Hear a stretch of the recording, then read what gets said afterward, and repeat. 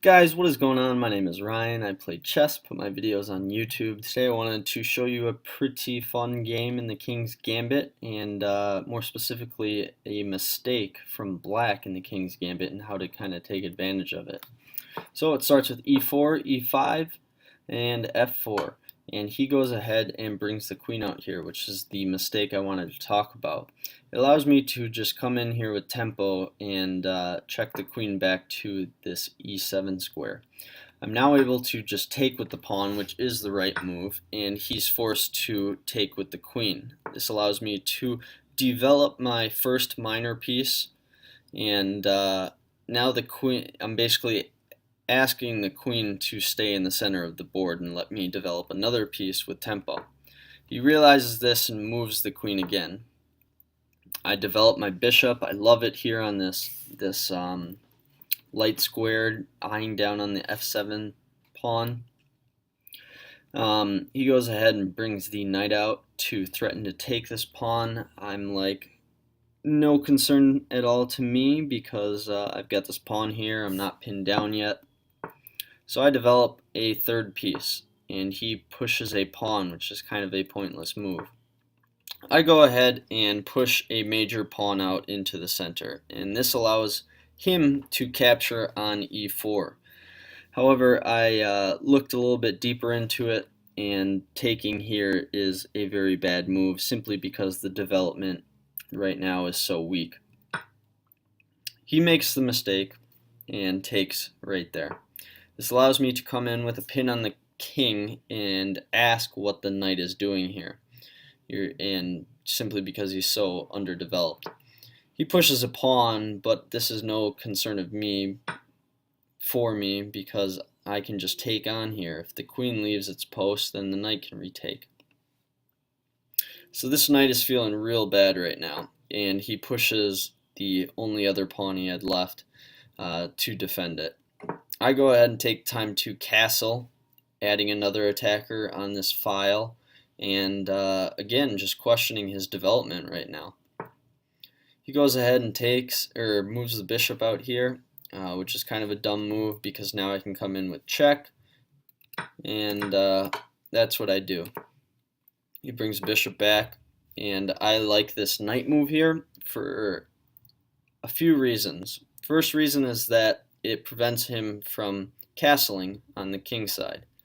It does relinquish this pin on the king, but that's fine because I have a nice discovered check if he does move this bishop by moving my knight here to c6 and then recapturing with the queen on the queen. Also, lastly and most importantly, is it threatens mate in 1 with g6 here, and I would essentially win this rook in this exchange. So he goes ahead and makes a mistake of bringing the knight out. It's a mistake because it blocks in this bishop, and this knight was never going to retake here anyways. I go ahead and threaten mate in 1. He protects mate in 1 with queen here. I take the time to connect my pawn chain and come in with a tempo on the knight. This also allows me to develop my last minor piece into the game and earn a tempo on the queen at the same time.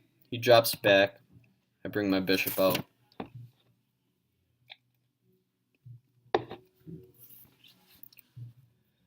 And he does what was arguably his best move, which is to bring the knight right here and threaten an exchange of pieces, an exchange of queens. I go ahead and take the exchange. I take this queen, and he takes my queen. However, I'm able to come in with the bishop. I'm still threatening this rook right here. I'm threatening